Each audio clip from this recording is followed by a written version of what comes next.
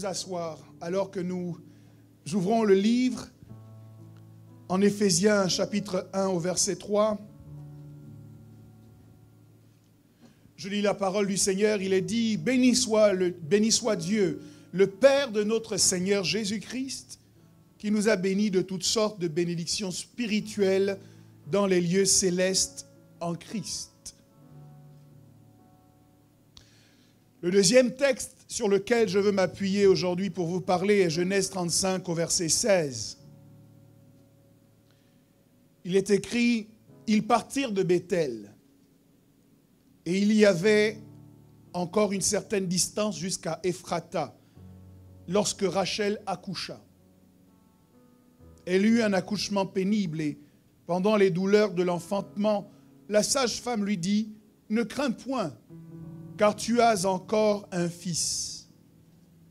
Et comme elle allait rendre l'âme, car elle était mourante, elle lui donna le nom de Ben-Oni. Mais le père l'appela Ben-Yamin, ce qui signifie « fils de ma droite ».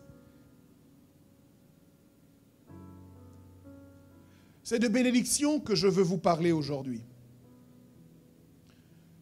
Je veux répondre aux questions « Qu'est-ce que la bénédiction? Comment vivre la bénédiction? Et y a-t-il des choses que nous devons faire pour être bénis ?» Il existe des concepts que la Bible ne prend pas le temps d'expliquer de manière claire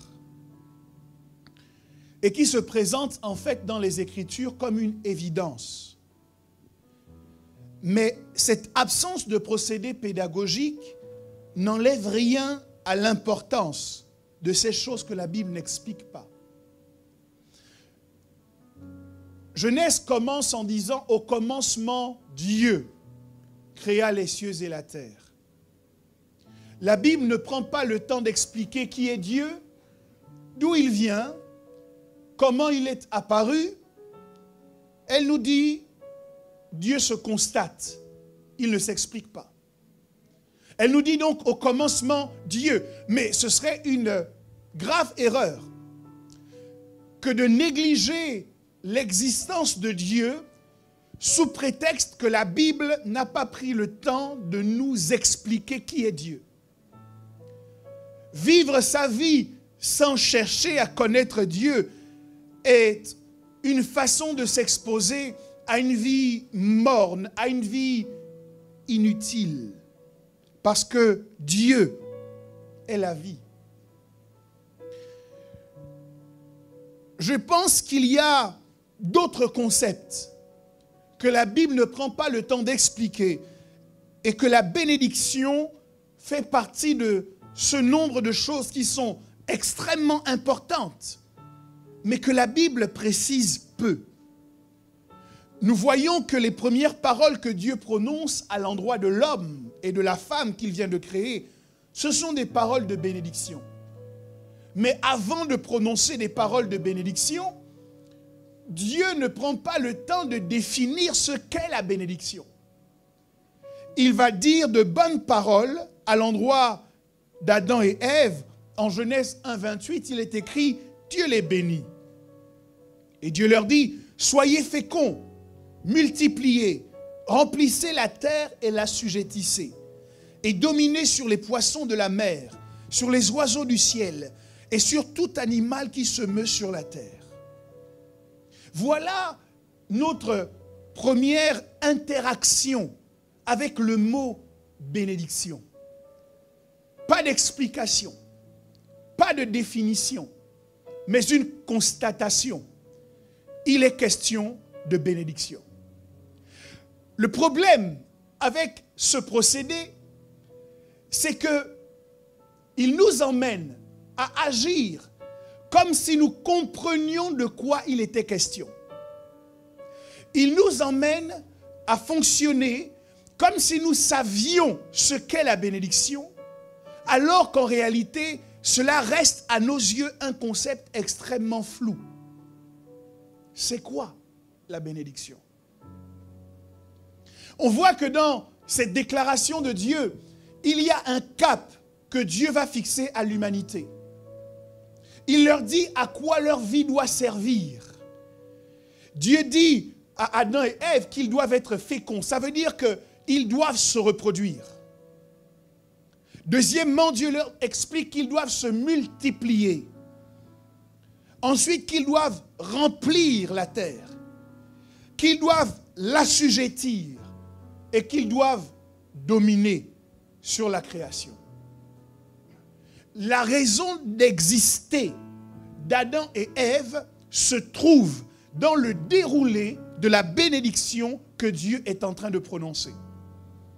Cela signifie que la bénédiction que Dieu prononce sur l'homme lui donne un plan d'action pour toute son existence. L'homme sait pourquoi il a été créé, parce qu'il entend Dieu lui parler.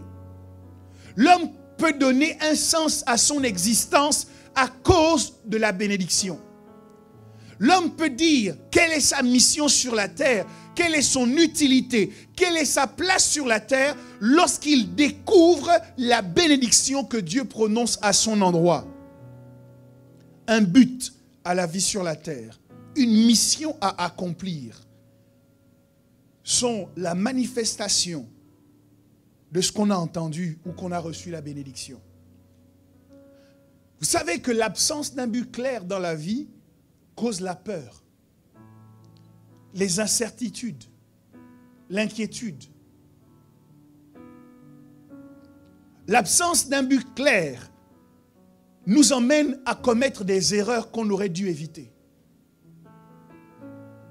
L'absence d'un but clairement défini nous procure un sentiment d'inutilité. Pourquoi j'existe? Qu'est-ce que je suis censé faire? Suis-je là uniquement pour accompagner les autres? Mes parents m'ont certes défini un but. Ils m'ont dit, il faut que tu ailles à l'école. Il faut que tu sois diplômé et qu'ensuite tu trouves du travail. Il faut que tu te maries, que tu aies des enfants. Mais est-ce là le but pour lequel Dieu m'a fait venir sur la terre? L'absence d'un but clair dans la vie nous emmène à rentrer dans des rivalités pour des positions d'où personne ne peut nous enlever. Nous gaspillons du temps et de l'énergie qui sont si précieux dans la vie lorsque nous ne savons pas exactement ce à quoi notre vie doit être utile. Ne pas savoir à quoi notre vie doit nous servir laisse l'opportunité à d'autres de nous asservir, de nous avilir. Mais c'est par la bénédiction qu'Adam et Ève ont reçu leur mission.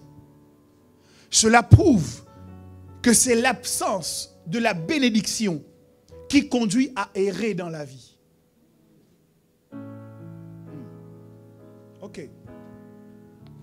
Je vous dis qu'il y a une méconnaissance coupable au sujet de ce qu'est vraiment la bénédiction et d'ailleurs de ce qu'est vraiment la malédiction. Les gens se disent qu'être maudit, c'est de ne pas pouvoir se marier. Caïn a été maudit par Dieu lui-même et Caïn s'est marié. Les gens se disent qu'être maudit, c'est de ne pas pouvoir achever une maison. Caïn a été maudit par Dieu et Caïn a construit toute une ville.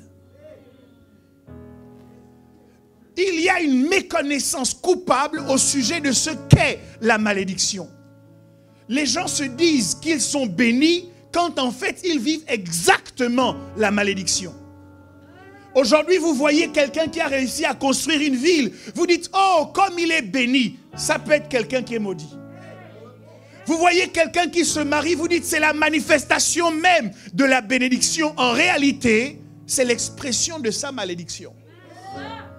L'expression première de la malédiction n'a rien à voir avec l'argent, n'a rien à voir avec les maisons, elle n'a rien à voir avec le mariage ou les enfants. L'expression première de la malédiction dans l'histoire de l'humanité, c'est que Dieu dit à Caïn, tu seras errant et vagabond sur la terre. Être maudit, c'est être errant. La malédiction, c'est l'instabilité. La malédiction, c'est le fait de ne pas pouvoir se stabiliser quelque part. Tu restes à un endroit pendant 6 mois. 6 mois après, tu commences à avoir des démangeaisons pour aller chercher un autre endroit. Le vagabondage est un signe de malédiction. Je ne parle pas uniquement de vagabondage géographique, mais même le vagabondage de partenaire est un signe de malédiction. Un homme qui ne peut pas rester avec une seule femme, mais qui a besoin d'aller de femme en femme, est en train de matérialiser, de manifester le fait que sur sa vie, il y a une malédiction qui se pose.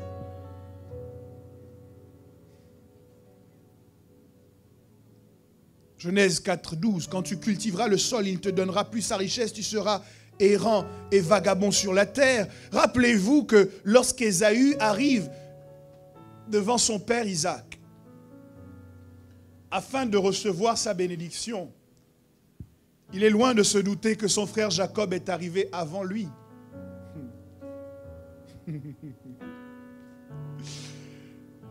Je peux vous choquer?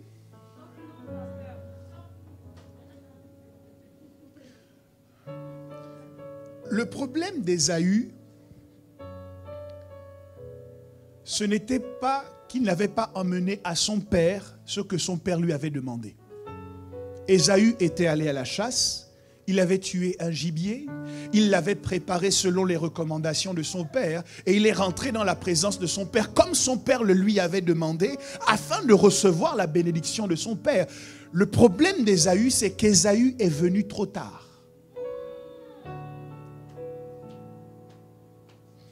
Il y a des bénédictions que vous ne pouvez saisir que quand vous êtes dans les temps. Je m'inquiète de ceux qui mettent du temps à obéir. Parce que quelqu'un peut passer avant toi pour recevoir ce qui devait tomber sur toi. Lorsqu'Ésaü arrive devant son père et qu'il dit « Mon père, mange ce que je t'ai préparé », son père lui dit « Ton frère est venu derrière toi et il a tout pris. » Ésaü lui dit, mais est-ce qu'il ne te reste pas autre chose? Voici la parole de son père. Genèse 27, 40. Tu vivras de ton épée et tu seras asservi à ton frère, mais en errant librement ça et là. Ça veut dire que ce qu'il te reste, après avoir été spolié de ta bénédiction, c'est l'errance.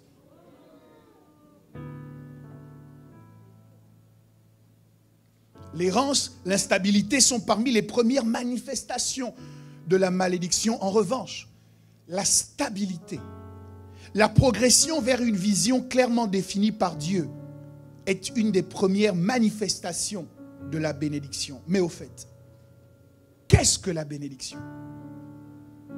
Dans un dictionnaire biblique que j'ai consulté, voici ce que j'ai pu lire.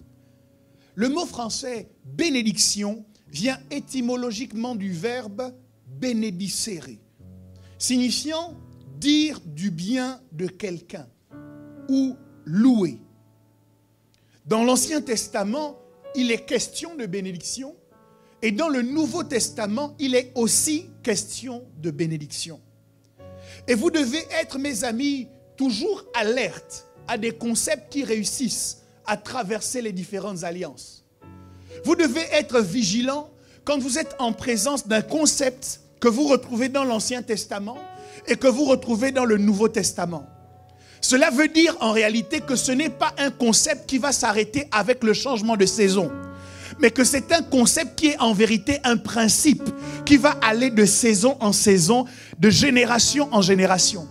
Et donc plutôt que de vous mettre dans une vie qui ne prend pas en considération ce mode de fonctionnement ou qui n'intègre pas l'existence de ce principe, il vaut mieux l'étudier et savoir comment il fonctionne. Pourquoi? Parce que même si vous fuyez l'ancienne alliance pour vous réfugier dans la nouvelle alliance, les réalités inhérentes à la bénédiction seront toujours là.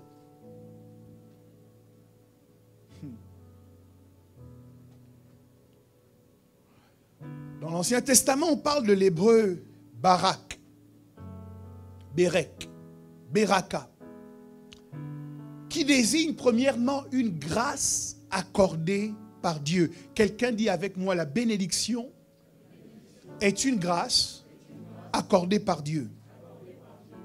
Deutéronome 11, 26 nous dit, voici, je mets aujourd'hui devant vous la bénédiction et la malédiction.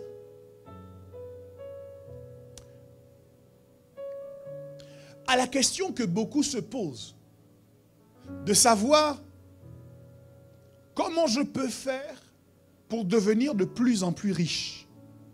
Je vous ai dit la semaine dernière qu'en tant qu'enfants de Dieu, nous ne devons pas avoir de problème avec la richesse. Parce que l'or et l'argent appartiennent à notre Dieu, alléluia, et que Dieu n'a rien à gagner à nous voir pauvres. Amen. Alors, comment faire pour sortir de problèmes d'argent? Comment faire pour être financièrement prospère? Proverbe chapitre 10, le verset 22, nous répond sans aucun doute, et je lis dans la version français courant, seule la bénédiction du Seigneur donne la prospérité. Les efforts de l'homme n'y ajoutent rien.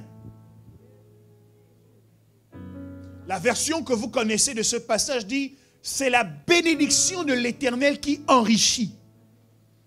Et elle ne se fait suivre d'aucun chagrin. Dis à ton voisin, de ma part, la bénédiction est importante. Je vous ai dit la semaine dernière, la bénédiction, c'est la base. Dis à ton voisin, la bénédiction, c'est la base.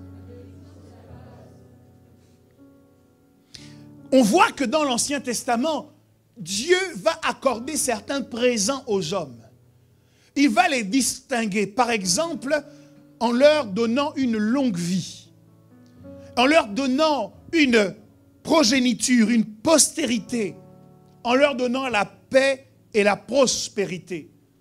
Et tous ces dons que Dieu fait aux hommes, Dieu va les faire au moyen de la bénédiction.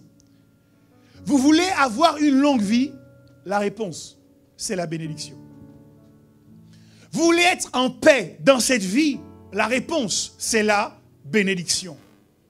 Vous voulez prospérer dans cette vie? La réponse, c'est la bénédiction. Vous voulez être heureux et prospère dans cette vie? La réponse se trouve dans la bénédiction. Proverbe 28 au verset 20 nous dit qu'un homme fidèle est comblé de bénédiction, mais celui qui a hâte de s'enrichir ne reste pas impuni. Celui qui veut prendre des raccourcis pour s'enrichir sera puni. Mais celui qui agit avec fidélité est comblé de bénédiction. Dieu bénit également l'œuvre des mains et les entreprises humaines. Je discutais avec cet entrepreneur dans le but de savoir quel était son positionnement vis-à-vis de Dieu. On avait besoin de quelqu'un à l'époque pour nous aider, je crois, c'était au niveau de la technique, au niveau du son, et on n'avait pas ces compétences encore en interne. Et donc, il y a un entrepreneur qui s'est proposé, en tout cas qu'on nous a proposé, qui n'était pas membre de l'église et qui est venu nous donner un coup de main. Et puisque moi j'aime bien saisir chaque rencontre pour partager ma foi, pour parler de Christ, je me suis assis à côté de lui et j'ai commencé à le questionner. Et il m'a dit non seulement qu'il n'était pas chrétien, mais il m'a expliqué également pourquoi il ne croyait pas en Dieu.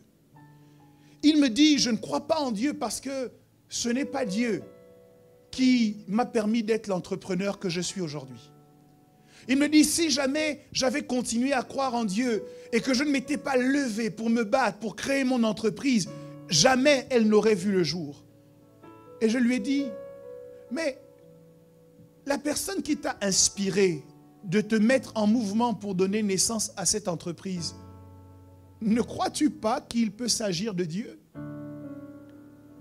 Et là, il a commencé à réfléchir. Je lui ai dit, plusieurs personnes sont de ta génération. Ils ont ton âge et ils ont les mêmes éducations et expériences que toi, mais aucun d'entre eux ne s'est mis à entreprendre comme toi. Est-ce que tu n'identifies pas là qu'il y a quelque chose qui te dépasse, qui s'est manifesté à ton endroit? Et il était silencieux. Mais cette discussion m'a permis de me rendre compte que les hommes ont tendance à croire, lorsqu'ils font quelque chose de leurs mains, qu'ils n'ont pas besoin de Dieu pour cela. Lorsqu'ils font quelque chose qui est lié à leurs compétences, les hommes supposent à tort qu'ils n'ont pas besoin de Dieu pour que cela prospère et aboutisse.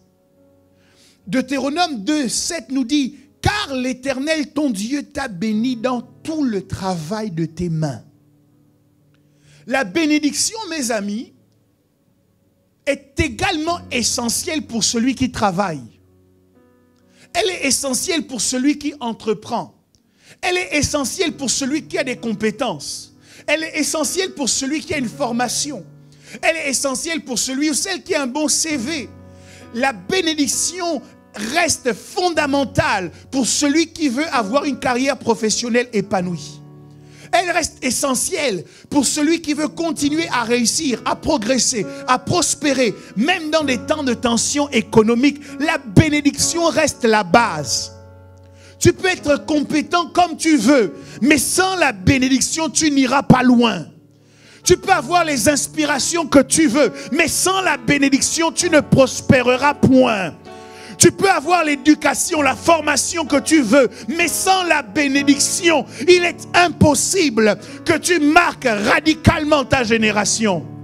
Parce que la bénédiction, c'est la base.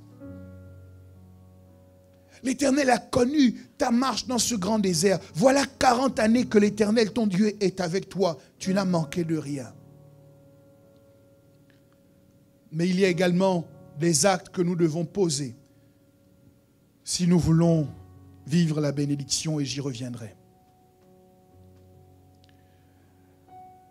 Deutéronome 14 au verset 29 nous dit « Alors viendront le Lévite, qui n'a ni part ni héritage avec toi, l'étranger, l'orphelin et la veuve qui seront dans tes portes, et ils mangeront et se rassasieront, afin que l'Éternel ton Dieu te bénisse dans tous les travaux que tu entreprendras de tes mains. » Il dit dans le livre de Deutéronome que si tu souhaites expérimenter la bénédiction dans tous les travaux de tes mains, il faut que tu crées de la richesse pour le Lévite, que tu crées de la richesse pour la veuve et pour l'orphelin, que tu pourvoies à leurs besoins, afin que sa bénédiction repose sur toi. Voici une action à poser pour la bénédiction. Deutéronome 15:10 nous dit « Donne-lui et que ton cœur ne lui donne point à regret, car à cause de cela, l'Éternel ton Dieu te bénira dans tous tes travaux et dans toutes tes entreprises. » L'une des actions qu'il nous faut poser pour attirer sur nous la bénédiction, ce sont des actions de générosité. Le bien que nous faisons autour de nous attire sur nous la bénédiction de Dieu. Dieu est donc celui qui accorde la grâce de la bénédiction, mais on voit également dans plusieurs passages que l'homme peut exprimer le souhait que Dieu bénisse. L'homme peut exprimer le fait que Dieu, le souhait que Dieu agisse favorablement envers quelqu'un d'autre. La bénédiction peut être donnée à quelqu'un sous l'influence de l'Esprit de Dieu. On parle alors d'une bénédiction prophétique, c'est le cas de ce que va prononcer Moïse, de la bénédiction de Jacob sur ses enfants. On voit notamment que lorsque Rebecca va partir en mariage, ses frères et sœurs prononcent sur elle des paroles de bénédiction. Ils vont dire « Oh, notre sœur, que Dieu te bénisse, puisses-tu devenir des myriades des myriades. » On voit donc que c'est Genèse 24 au verset 60. Il bénit Rebecca et lui dit « Oh, notre sœur, puisses-tu devenir des milliers de myriades et que ta postérité possède la porte de ses ennemis. » On voit que la responsabilité des parents, lorsqu'ils assistent au mariage de leurs enfants, doit être de prononcer des paroles de bénédiction.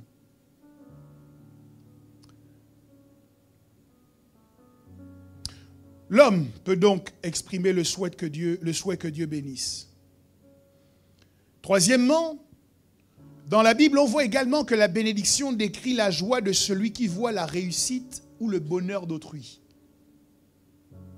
En 1 Samuel 26, 25, Saül dit à David, « Sois béni, mon fils David, tu réussiras dans tes entreprises. » David continua son chemin et Saül retourna chez lui. En Luc 1, 42, elle s'écria, pour Élisabeth, elle s'écria en voyant Marie, « Tu es bénie entre les femmes et le fruit de ton sein est béni. » La bénédiction est donc l'expression naturelle qui émane de quelqu'un qui se réjouit de l'avancement de l'autre. Plutôt que de critiquer, plutôt que de murmurer, plutôt que de dire « Oh, moi aussi je peux faire la même chose ». La Bible t'enjoint de bénir. Alléluia. Alors, le Nouveau Testament présente d'autres termes pour parler de bénédiction. Il y a le terme grec eulogia, qui a donné éloge.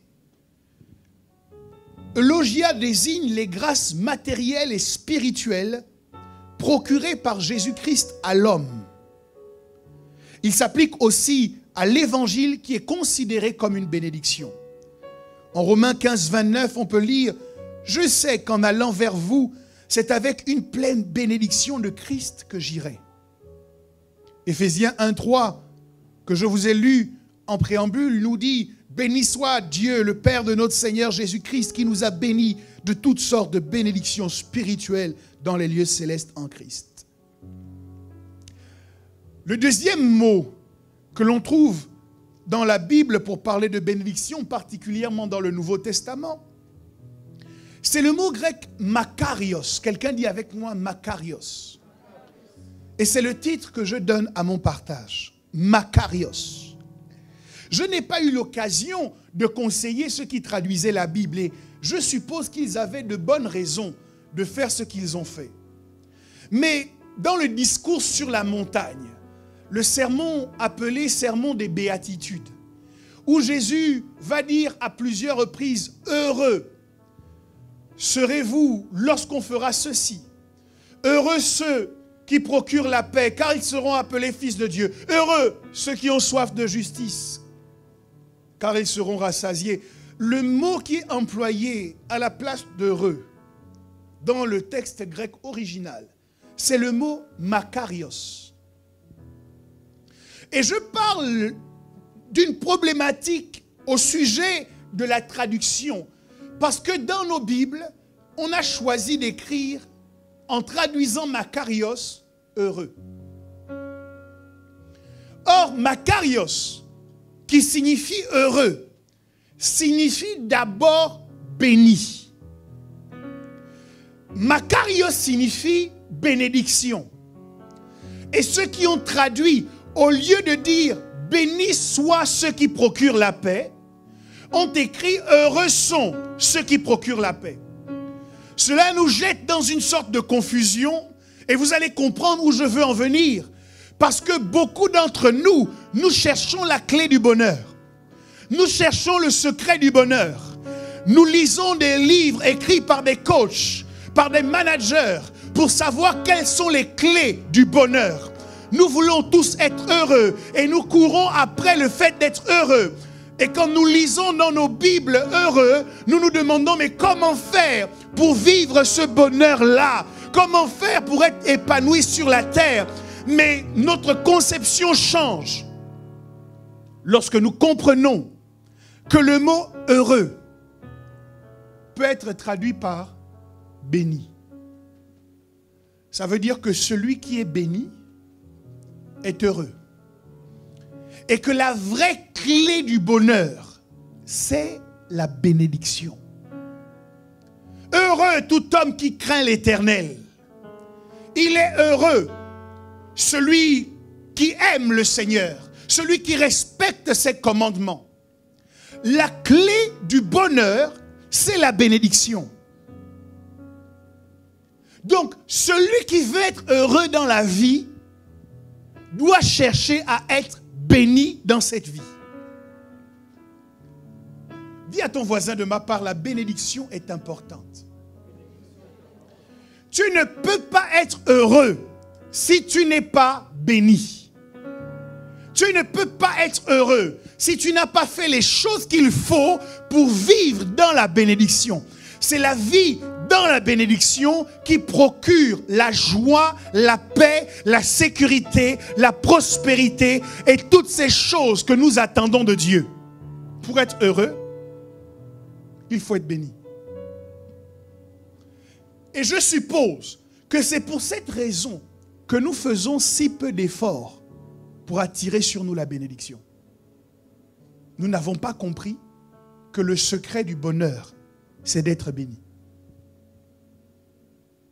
Je vais le dire autrement.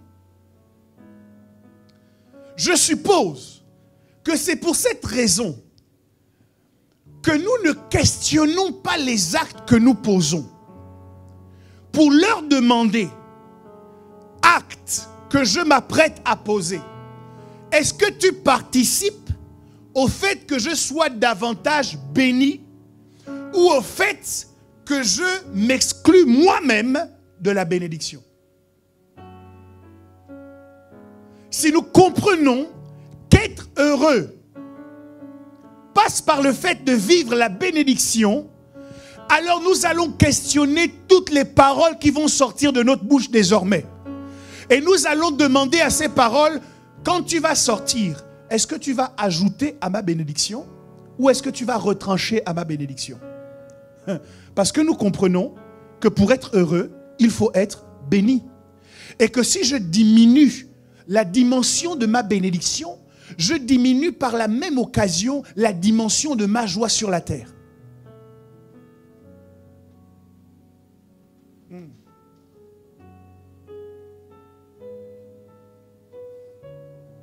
Heureuse celle qui a cru, parce que les choses qui lui ont été dites de la part du Seigneur auront leur accomplissement. C'est ce qu'Élisabeth va dire à Marie en Luc 1, 45. Et elle emploie encore le mot makarios. Dans la formule de l'apôtre Jacques, en Jacques 1, 12. Heureux l'homme qui supporte patiemment la tentation, car après avoir été éprouvé, il recevra la couronne de vie que le Seigneur a promise à ceux qui l'aiment. Le mot que Jacques emploie ici, c'est le mot makarios. Le seul moyen pour un homme d'être heureux sur la terre, c'est d'être makarios, c'est le fait d'être béni. C'est le fait pour chacun de se battre pour maintenir dans sa vie une atmosphère de bénédiction. C'est le fait de poser des actions qui attirent la bénédiction et de refuser de poser des actes qui éloignent la bénédiction.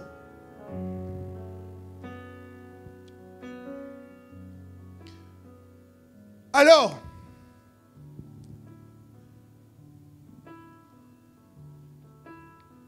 en 1 Chronique 4, 9, nous avons découvert l'histoire d'un homme, Jabez, dont le problème de vie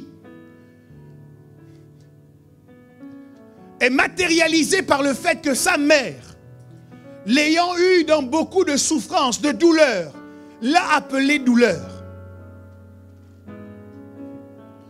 Et je vous ai lu en Genèse 35, versets 16 à 18, l'histoire d'une autre femme nommée Rachel, qui elle aussi a accouché dans des douleurs intenses, au point qu'après avoir donné naissance, Rachel savait qu'elle ne survivrait pas à cet accouchement. Elle a donc souffert davantage que la mère de Jabez. Et comme cette femme avait donné à son fils le nom de douleur, de souffrance, elle a voulu également nommer son fils du nom de la souffrance par laquelle elle passait en voulant l'appeler Ben-Oni. On aurait eu un premier Jabez dans cette histoire-là. Quelqu'un qui, à cause des conditions dans lesquelles il est né, aurait vu sa vie être complètement affectée. Quelqu'un qui, étant dans la famille de Jacob, aurait dû se battre toute sa vie contre l'étiquette de souffrance, contre l'étiquette de malheur. Sauf qu'il y a une différence entre Benjamin et Jabez. C'est que là où il n'y avait que la mère de Jabez pour donner un nom, dans l'histoire de Benjamin, il y avait aussi un homme nommé Jacob. Quelqu'un qui connaissait l'importance du nom. Quelqu'un qui avait été appelé voleur simplement parce qu'il avait attrapé le talon de son frère à la naissance. Quelqu'un qui avait expérimenté la souffrance du nom tout au long de son existence. Et alors que sa femme bien-aimée s'apprête à donner naissance et que sa femme est en train de mourir et qu'elle dit je vais appeler cet enfant souffrance, Jacob dit ça ne se passera pas sous ma surveillance. Jacob dit ça n'arrivera pas dans ma famille. Non, dans cette famille il n'y aura personne qui portera le nom de souffrance. Personne ne portera le nom de douleur. Je me réjouis pour la vie de quelqu'un parce que lorsque nos mères ont pu parler, il y a un Père dans le ciel qui était là pour entendre ce qu'elle disait.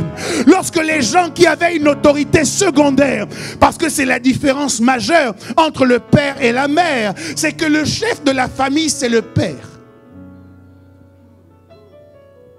La mère agit par délégation du pouvoir qui lui est donné par le père.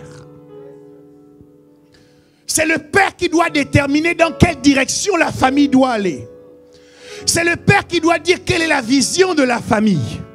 Et la mère doit recevoir la vision du père et travailler dans le détail afin que cette vision se matérialise. Et donc dans la vie de Jacob, dans la famille de Jacob, il y avait heureusement un homme qui avait l'esprit ouvert. Le père a pu parler. Alors que celle qui avait l'autorité déléguée a commencé à faire n'importe quoi.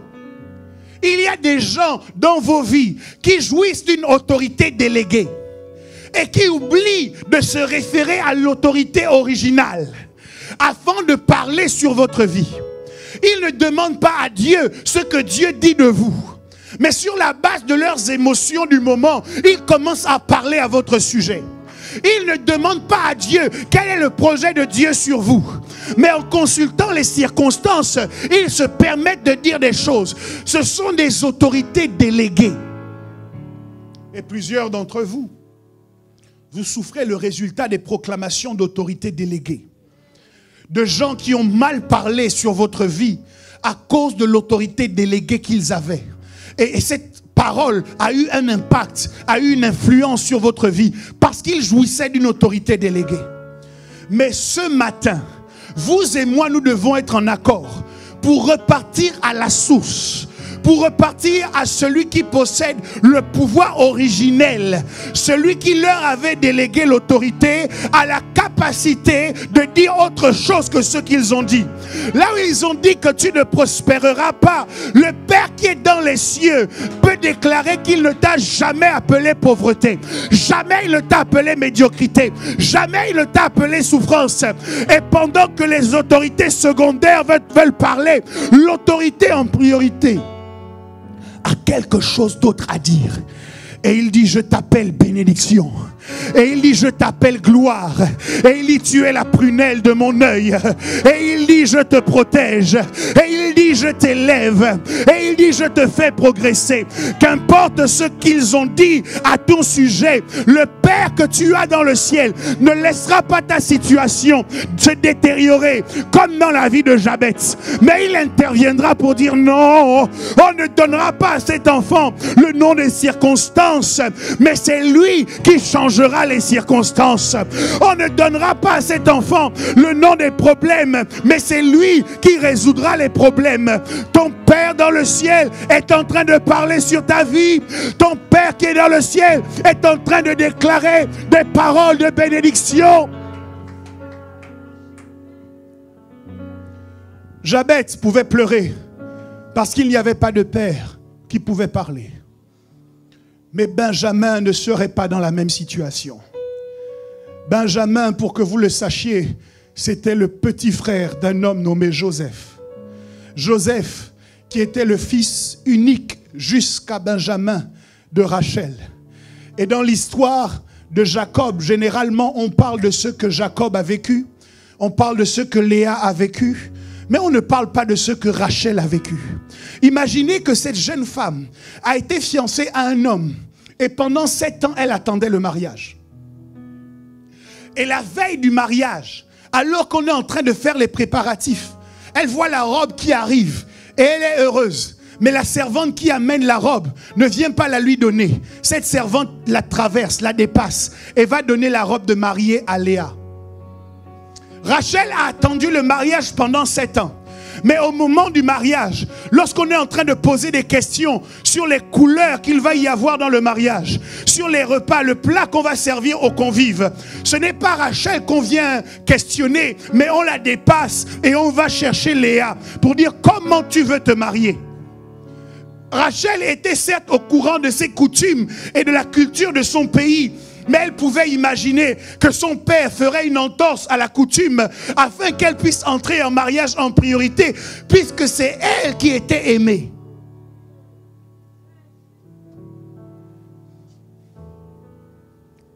Alors, au jour du mariage,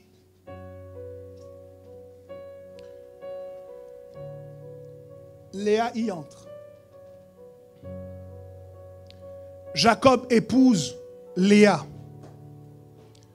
alors qu'il avait travaillé 7 ans pour Rachel. Mais d'après vous, pendant tout ce temps, où était Rachel? C'est le mariage de sa sœur.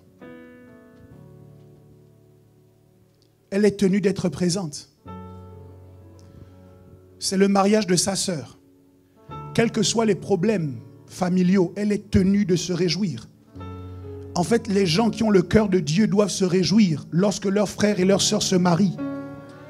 Il n'y a aucune chance que ton frère ou ta sœur te marie et toi tu sois dans le malheur et que toi tu sois dans les pleurs, dans la colère. C'est diabolique. Parce que la Bible dit que le mariage soit honoré de tous. Donc j'imagine que Rachel avait le cœur qui se fendait. Mais au mariage, quand on a lancé le zouk d'entrée, elle devait danser aussi. J'imagine que quand la mariée et le marié sont sortis, Rachel devait être là aussi pour crier. Normalement, ça devait être elle. Ce n'était pas elle. Mais Rachel devait quand même se réjouir.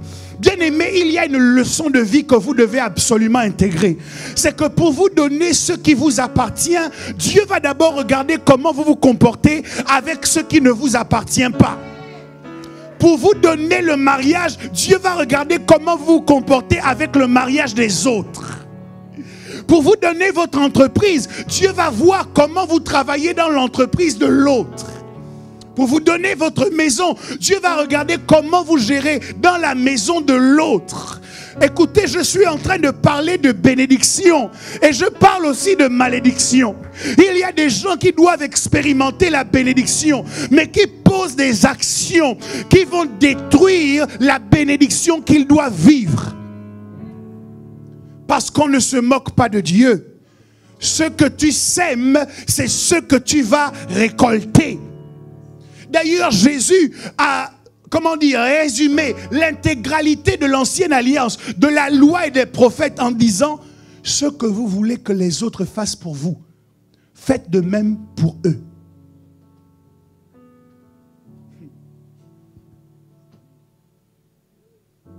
Je parle de bénédiction. Rachel voit donc, quand on dit vous pouvez embrasser la mariée, comment Jacob ne se rend même pas compte que ce n'est pas elle.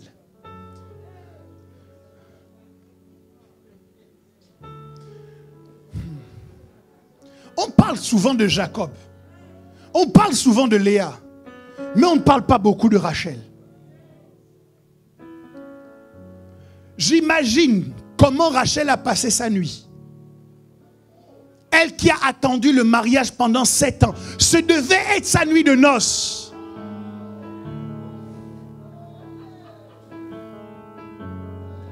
Rachel se lève le lendemain. Elle est toute seule.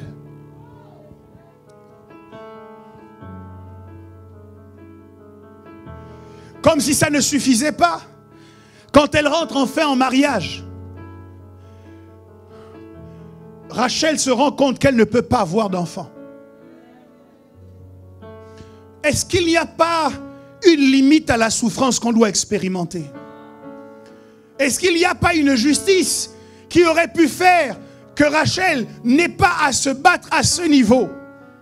N'avez-vous jamais, mes amis, vécu le fait que vous combattez en serrant les dents, vous disant demain sera meilleur? Et vous arrivez dans le lendemain et il est encore pire qu'hier. C'est ce que Rachel a vécu.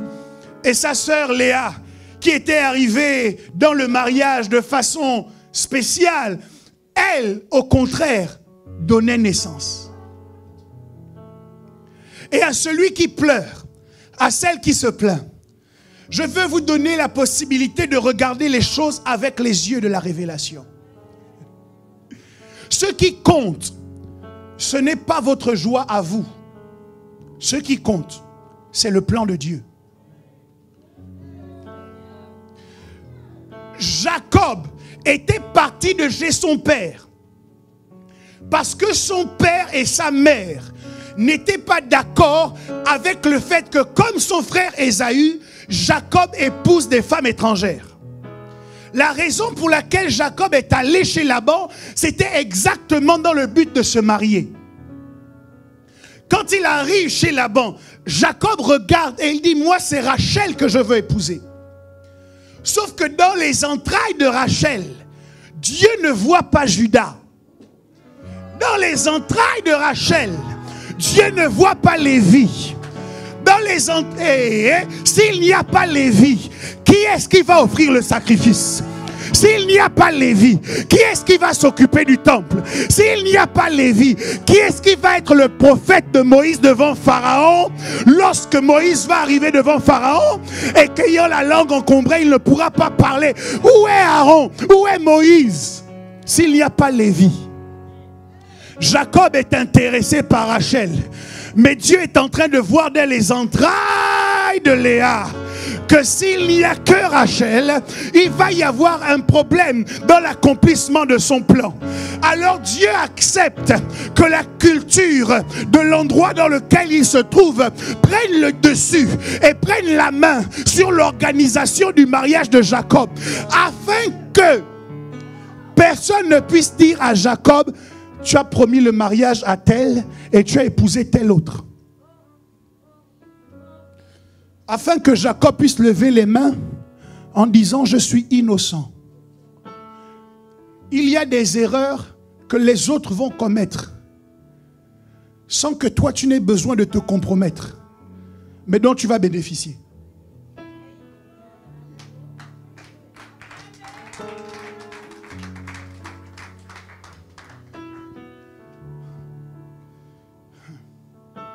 Alors Léa est dans le mariage. Et Léa commence à donner naissance. Pendant tout ce temps, Rachel pleure. Parce que elle, ses entrailles sont fermées.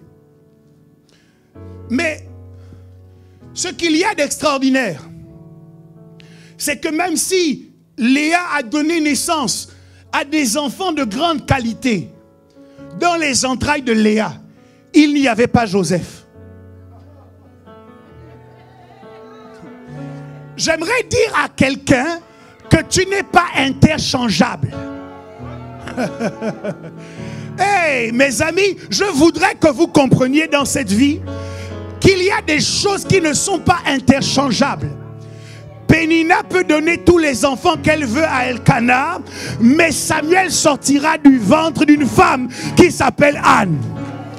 Pénina et Anne ne sont pas pareils. Rachel et Léa ne sont pas... Ok, avance Léa. Tu as Judas. C'est Judas qui tient la royauté. Le sceptre ne s'éloignera pas de Judas jusqu'à ce que vienne le Shiloh. Donc c'est bien Léa, toi tu as Judas. Mais lorsque la famine va se déclencher, Judas avec la couronne et avec le bâton d'autorité va mourir de faim dans le désert si Joseph n'a pas été délivré de mon ventre. Et qu'il ne nous a pas précédés pour aller préparer le chemin de la provision en Égypte. Anne va donner naissance à Samuel. Et c'est Samuel qui va oindre David L'homme selon le cœur de Dieu, celui qui va inaugurer un trône que Dieu déclare qu'il va occuper à perpétuité. Ok. Dis à ton voisin, on n'est pas interchangeable.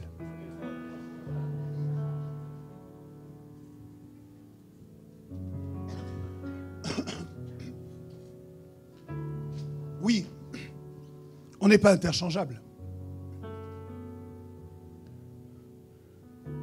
Toutes les églises ne sont pas pareilles. On n'est pas interchangeable. Tous les pasteurs ne sont pas pareils. On n'est pas interchangeable. Toutes les entreprises ne sont pas pareilles. Tous les pays ne sont pas pareils.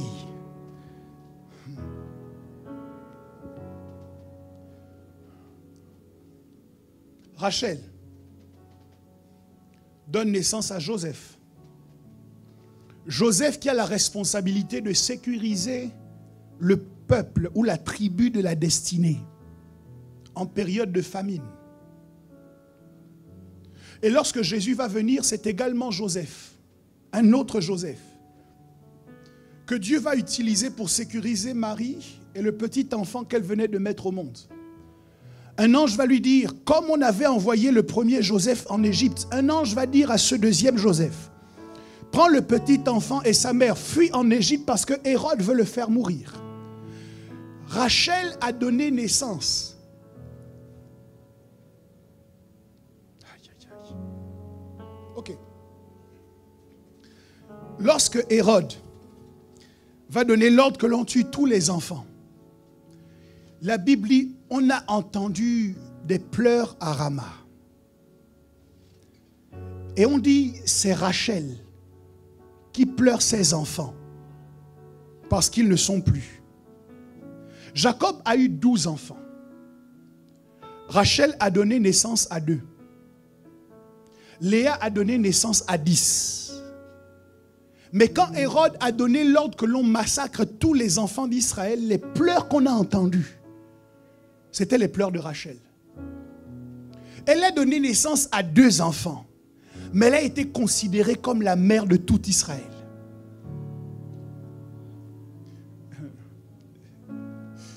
Je parle de bénédiction. Je parle de bénédiction parce que finalement la bénédiction, ce n'est pas une question de nombre.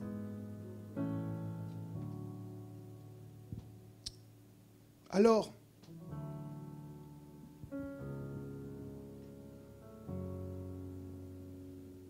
je crois qu'arrivé à ce moment, vous et moi, nous comprenons tous combien la bénédiction est essentielle.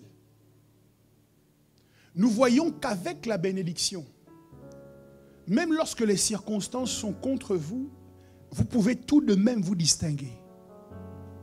Nous voyons que la bénédiction est essentielle pour vivre heureux sur la terre où nous sommes. Et nous pourrions tous nous poser cette question. Est-ce que je suis béni? Éphésiens nous répond très rapidement. Et nous dit que Dieu nous a bénis de toutes sortes de bénédictions dans les lieux célestes. Alors je réponds, oui, tu es béni. Dis à ton voisin, de ma part, tu es béni. Parce qu'il y a eu une modification entre l'ancienne alliance et la nouvelle alliance. Dans la nouvelle alliance, tous ceux qui ont accepté Jésus-Christ reçoivent la bénédiction de Dieu. Dans l'ancienne alliance, les actions que nous posions déterminaient le niveau de notre bénédiction. Je vous demande d'être très attentifs.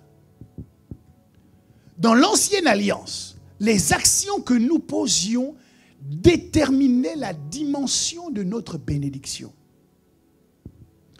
Dans la nouvelle alliance, ce sont les actions que Jésus a posées qui déterminent le niveau de notre bénédiction. Tout cela afin que personne ici ne puisse dire « Je n'ai pas obtenu cela parce que Dieu ne m'a pas donné cette bénédiction. » Dieu pourra lever les mains, comme Jacob, pour dire « Ça n'est pas lié à moi. » Parce que toutes les bénédictions spirituelles, je les ai déjà relâchées.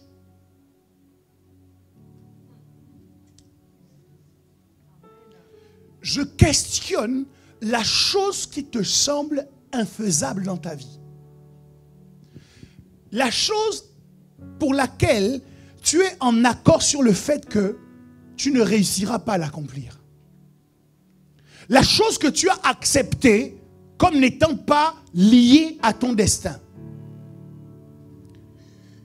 Et je veux t'indiquer aujourd'hui que la seule raison pour laquelle tu n'expérimentes pas cette chose n'a rien à voir avec Dieu, mais tout à voir avec toi. Parce que Dieu t'a béni de toutes sortes. La bénédiction pour prêcher, Dieu te l'a donné. La bénédiction pour guérir les malades, Dieu te l'a donné. La bénédiction pour entreprendre, Dieu te l'a donné. La bénédiction pour gagner des âmes, Dieu te l'a donné. La bénédiction pour faire une différence dans ta génération, Dieu te l'a donné. Tu es béni de toutes sortes de bénédictions spirituelles. Donc ce n'est pas lié à Dieu. Alors quelqu'un va me dire, oui pasteur, mais où est cette bénédiction? Je ne la vis pas, je ne la vois pas. Et c'est là la nuance. Lorsque vous allez sur un site internet et que vous achetez un produit, au moment où vous l'avez acheté, ce produit vous appartient. Sauf que vous ne l'avez pas encore entre vos mains. Au moment où Jésus est mort sur la croix de Golgotha, toutes sortes de bénédictions spirituelles nous appartiennent. Sauf que, pour plusieurs d'entre elles, nous ne les avons pas encore entre nos mains. Alors, en m'inspirant de cette ressemblance, je veux vous aider à situer votre bénédiction. La raison pour laquelle vous n'expérimentez pas certaines choses que Dieu vous a promises. Premièrement, votre bénédiction peut faire l'objet d'une opposition. Lorsque Daniel a prié et qu'il a demandé à Dieu de lui expliquer les choses qu'il avait vues en vision, le prince de Perse, qui est une entité satanique, est allé pour faire opposition à celui qui apportait la réponse de Daniel. Et donc, Daniel avait déjà acquis auprès de Dieu l'exaucement à sa prière. Cette réponse lui appartenait déjà, mais Daniel ne pouvait pas bénéficier de cette réponse parce qu'il y avait une opposition. Normalement, votre perspective change quand vous prenez conscience que Dieu vous a donné et que c'est le diable qui est en train de vous embêter. Vous n'êtes plus dans la confusion en disant peut-être que Dieu ne voulait pas me donner. Mais vous comprenez que c'est le diable qui lutte pour que vous ne receviez pas ce que vous avez demandé. Votre bénédiction peut faire l'objet d'une opposition. On racontait à l'époque, quand on était étudiant, je ne sais pas si c'est encore d'actualité, que vous pouviez un soir, parce que vous aviez un petit creux, commander une pizza et ne jamais la voir arriver. Parce qu'il y avait des jeunes qui se tenaient en embuscade pour voir les livreurs de pizza passer. Et dès qu'ils voyaient le scooter du livreur arriver, Il se mettait sur la route, il l'arrêtait et il lui arrachait la pizza. Et il se mettait dans un coin pour bénéficier d'un repas qu'il n'avait pas payé. Il y a des démons qui se mettent en embuscade et qui attendent le scooter de ton ange qui est parti du ciel. Ils se mettent en embuscade et ils attendent. Lorsqu'il arrive, ils le mettent en blocage et ils prennent ce qu'ils avaient en stock spécialement pour toi. À mon époque, nous ne pouvions rien faire, nous les clients, vis-à-vis de tels comportements. Mais aujourd'hui, en tant que chrétiens, si nous prenons exemple sur Daniel, nous pouvons anéantir tous les projets d'embuscade du camp de l'ennemi contre notre bénédiction. Nous pouvons briser et détruire toutes les oppositions sataniques qui sont faites contre notre bénédiction. Je suis en train de te responsabiliser en te disant que si tu ne vis pas ta bénédiction, tu en es responsable en priorité. C'est toi qui laisses les embuscades se faire vis-à-vis de ton travail. C'est toi qui laisses les embuscades prospérer contre ton mariage. C'est toi qui laisses les embuscades prospérer contre toutes les grâces que tu as demandées à Dieu. Il est temps que tu te lèves dans la prière et que tu dises assez c'est assez, trop c'est trop, j'ai prié pour obtenir cela. Jésus m'a dit tout ce que vous demanderez au Père en mon nom, croyez que vous l'aurez reçu, alors je refuse que ma bénédiction n'arrive pas jusqu'à moi. Diable, je te lie. Satan, je te combats. Je refuse que tu prennes ma bénédiction. Je refuse que tu maintiennes ton embuscade sur ma bénédiction. Je déclare dans le nom de Jésus que tout embargo est explosé maintenant sur le chemin de ma bénédiction. Que le feu du Saint-Esprit soit envoyé pour consumer toutes les œuvres des ténèbres, tous les plans de l'ennemi, tous les agents sataniques qui se sont positionnés là afin de m'empêcher d'être béni. C'est parce que tu n'as pas reçu l'exaucement depuis longtemps que maintenant tu en arrives à douter de Dieu. Maintenant tu n'as plus confiance en Dieu. Maintenant tu n'es plus sûr de lui. Le diable, en mettant en place ses embuscades, veut t'empêcher de voir ta foi grandir en Dieu, de lui faire davantage confiance. Mais toi et moi, nous devons être d'accord pour lui dire aujourd'hui qu'il a échoué.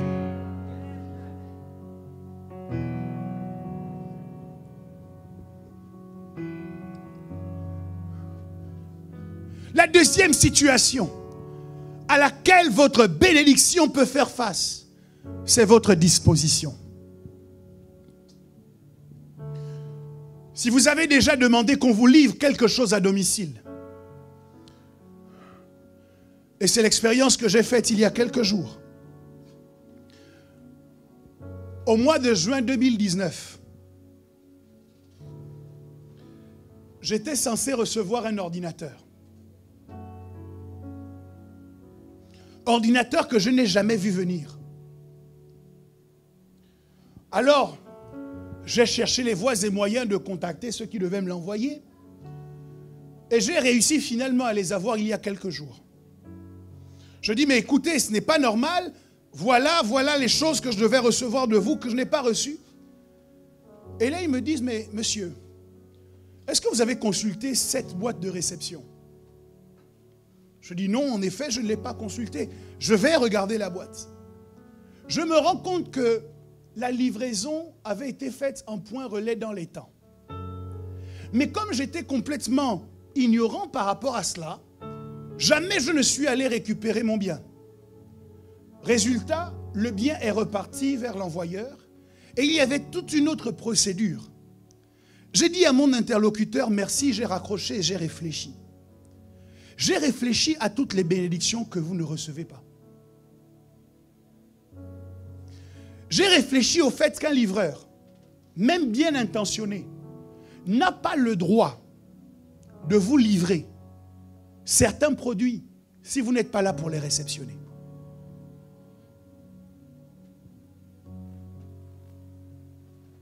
Il y a donc des choses que Dieu vous envoie. Mais votre disposition de cœur ne permet pas de les recevoir.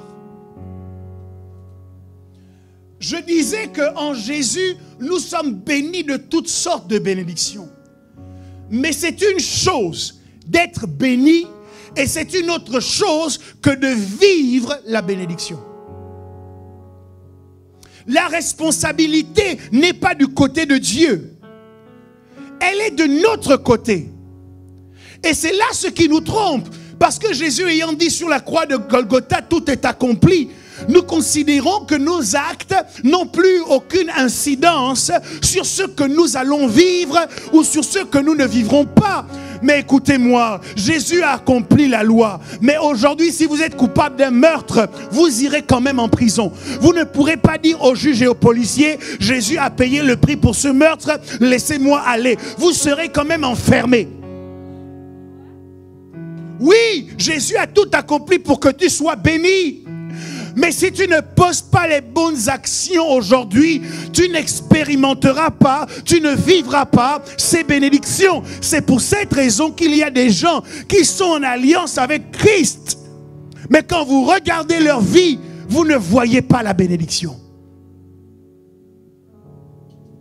C'est pour cette raison que j'ai commencé mon propos en vous disant qu'il y a des actions qui affectent la bénédiction que vous allez vivre et celle que vous n'allez pas vivre. C'est pour ça que j'ai commencé mon propos en vous intéressant à ces événements de l'Ancien Testament où des hommes ont posé des actes et ces actes ont eu pour résultat de leur permettre de vivre la bénédiction. C'est pour cette raison que je vous disais qu'il est bon de questionner les actes que nous posons pour déterminer est-ce qu'ils nous exposent à vivre la bénédiction ou est-ce qu'ils nous en éloignent. Je ne suis pas d'accord aujourd'hui pour mettre toute la responsabilité sur Satan. Je ne suis pas d'accord aujourd'hui pour vous dire vous êtes bénis, circulez, il n'y a rien à voir. Mon propos ce matin consiste à vous dire vous êtes bénis, oui. Mais quels sont les actes que vous posez pour recevoir cette bénédiction? Les vendeurs exigent de vous que vous soyez à votre domicile de telle heure à telle heure pour pouvoir vous livrer dans de bonnes conditions.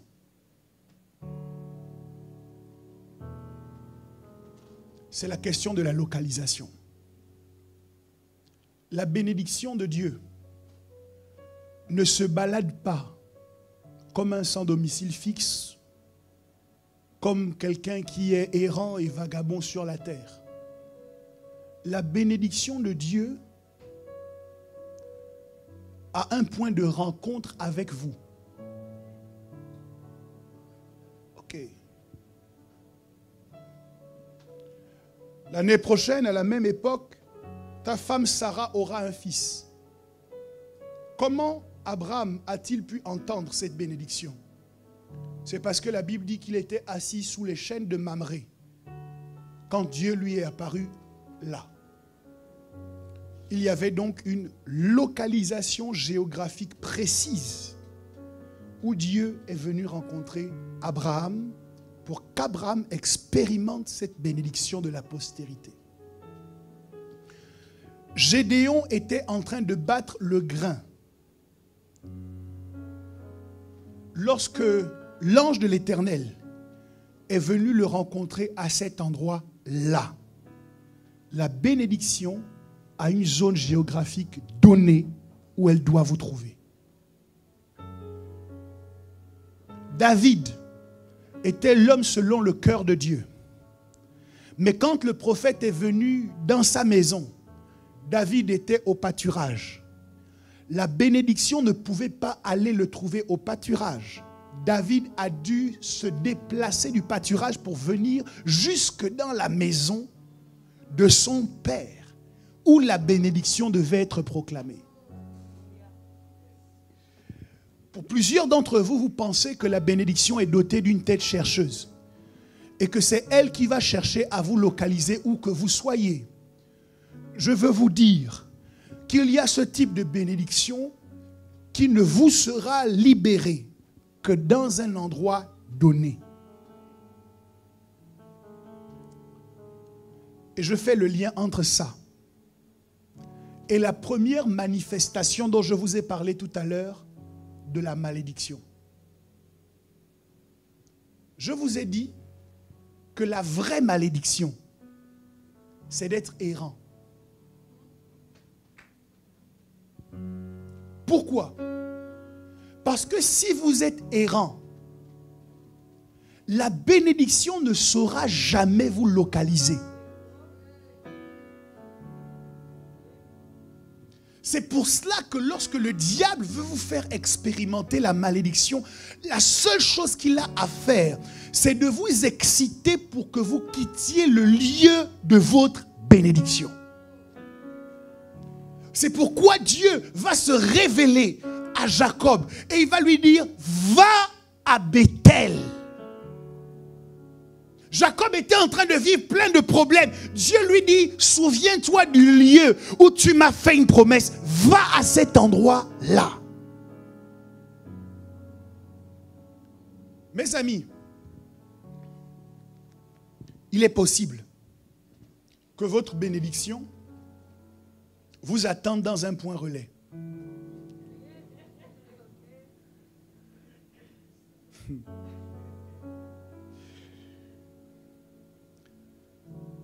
Et le point relais en question,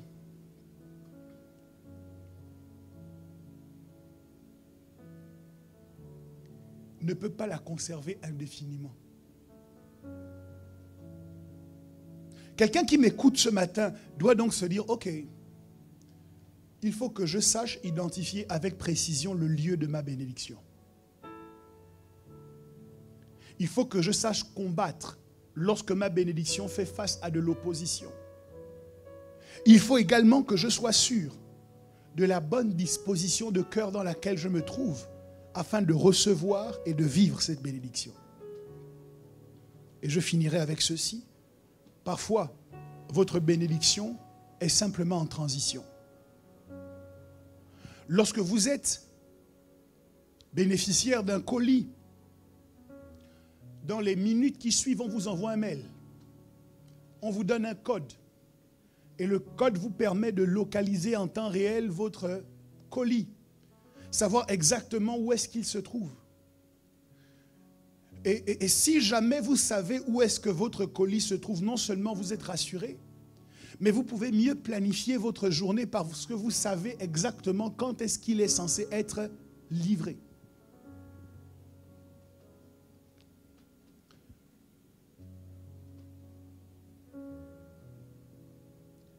La bénédiction transite souvent par les hommes que Dieu a choisis.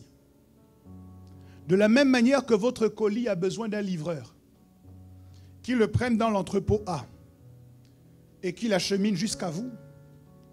De la même manière que Jacob a pu voir une échelle où les anges de Dieu montaient et descendaient, ça veut dire que les anges faisaient le voyage pour aller chercher les grâces et pour les ramener sur la terre.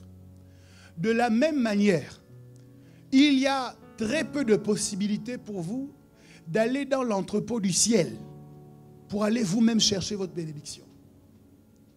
Dieu va la faire transiter par quelqu'un. Et l'un des plus grands problèmes auxquels nous faisons face aujourd'hui, c'est que nous ne savons pas identifier les gens que Dieu utilise pour faire transiter notre bénédiction. Jephthé naît dans une famille. Il est le fils d'une autre femme. Et ses frères, arrivés à un certain âge, vont lui dire, tu n'hériteras pas avec nous parce que tu es le fils d'une autre femme. Sors de cette maison. Jephthé s'en va. Et quelques années plus tard, lorsqu'ils ont de grands problèmes parce que leurs ennemis sont trop forts, les mêmes frères qui ont chassé Jephthé vont aller le chercher dans la ville pour dire, s'il te plaît, viens et sois notre chef. celui par qui Dieu voulait faire transiter leur délivrance avait été méprisé et chassé par ceux qui devaient recevoir et expérimenter cette délivrance.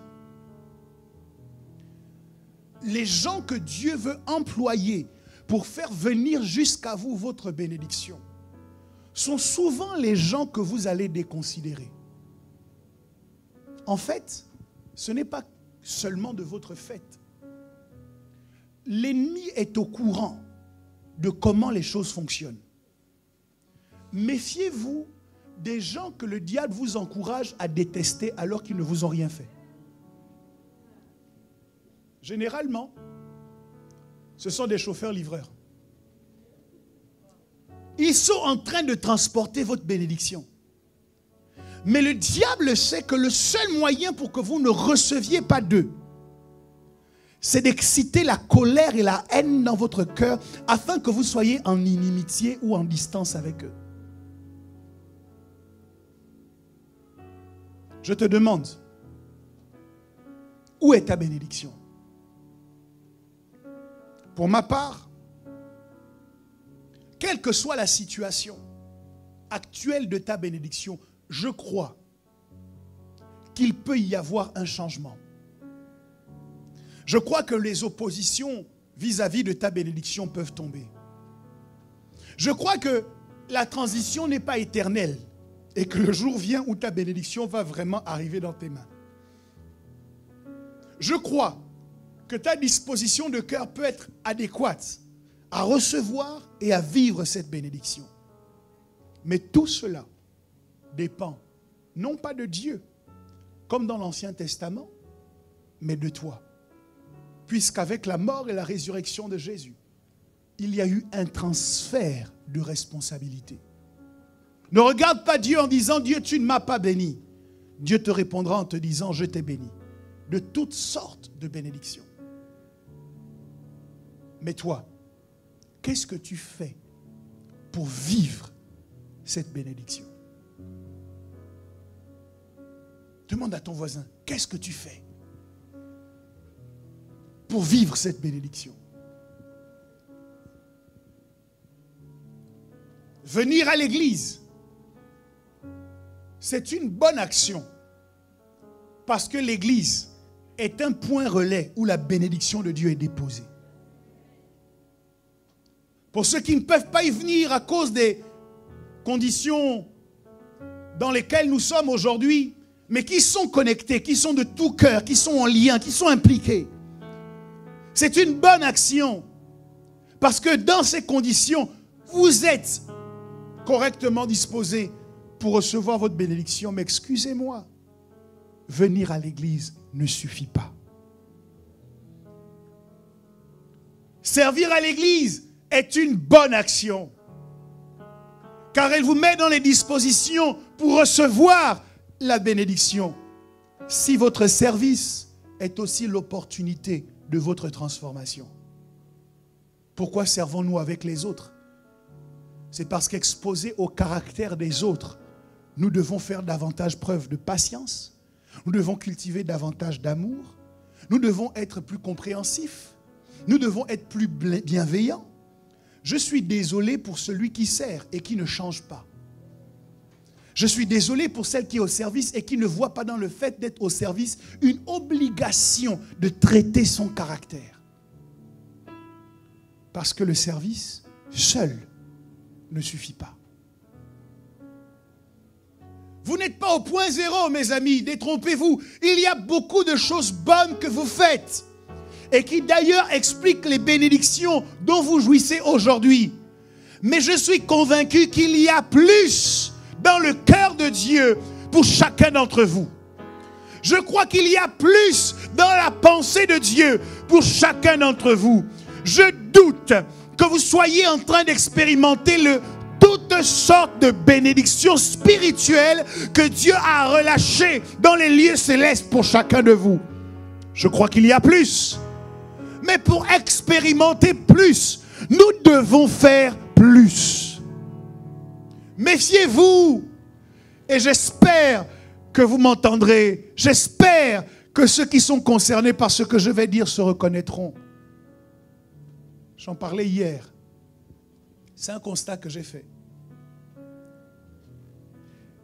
Il y a des gens qui ne prennent la parole que pour proposer de faire moins que ce qu'ils font.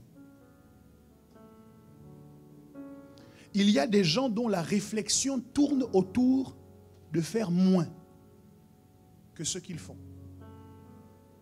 Mais dans notre rapport avec Dieu, est-ce que notre désir doit être de faire moins ou de faire plus? Je vous demande.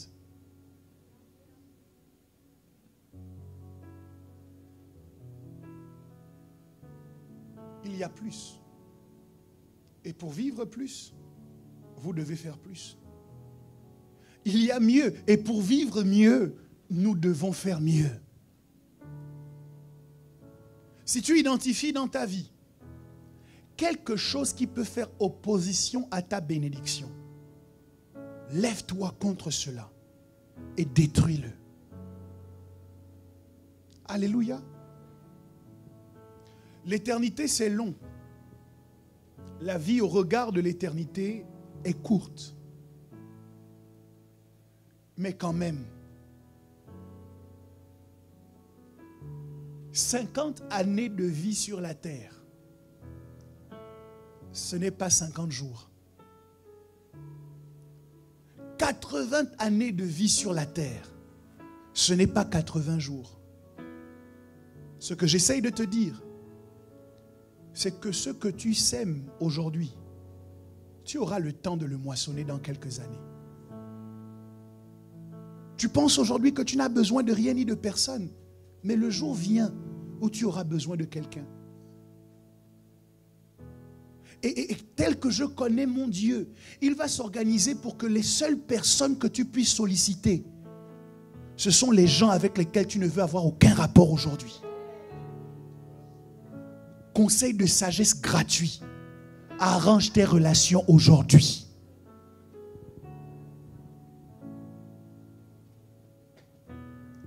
Finalement, c'est vous qui déterminez la jauge du niveau de vos bénédictions. Faites-en plus. Si vous voulez vivre plus, veuillez vous tenir debout, s'il vous plaît.